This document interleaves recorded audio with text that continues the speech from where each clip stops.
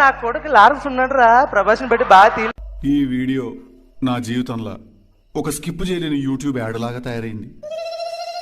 అంటారా లేదా? అంటారు. అమ్మో నువ్వు చాలా షార్ప్ రా, అందుకే అంత లేట్ గా క్యాచ్ చేసావు. Thank you sir. ఇష్యూ అర్థమైందా? అర్థమైంది. మిమ్మల్ని సాటిస్ఫైడ్ చేయడం చాలా కష్టం.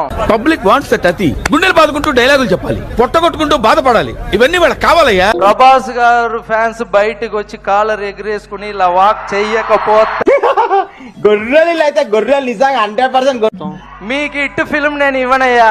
Super hit ఫిల్మే. నాకు తెలుసు సార్, ఎక్కడ నొక్కాలో ఎక్కడ మొక్కాలో ఎక్కడ తొక్కాలో ఎట్లా పైకి రావాలో నాకు తెలుసు సార్. నాకు అరే వినిపిస్తుందా అసలు మీకు?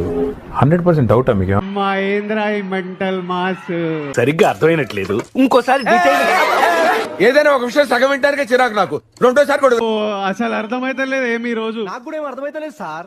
2 ఏళ్ళు అవుతుంది సినిమా రిలీజ్. మేము నిద్రపోం సార్, నిద్ర రాదు. ముందు రిలీజ్ అయిన సినిమా పెద్ద చెప్పుకునే సినిమా కూడా కాదు. నువ్వు నిజంగా నేర్చున్నావా? మిమ్మల్ని చూస్తుంటే ఏడుపు వచ్చేస్తుంది.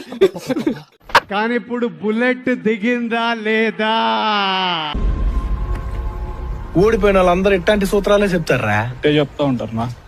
అయినా ట్రైలర్ కి రచ్చేంద్రా నాయన. ఏం చూసుకున్నా అంత పొగరు? ఏం చూసుకున్నా అంత పొగరు?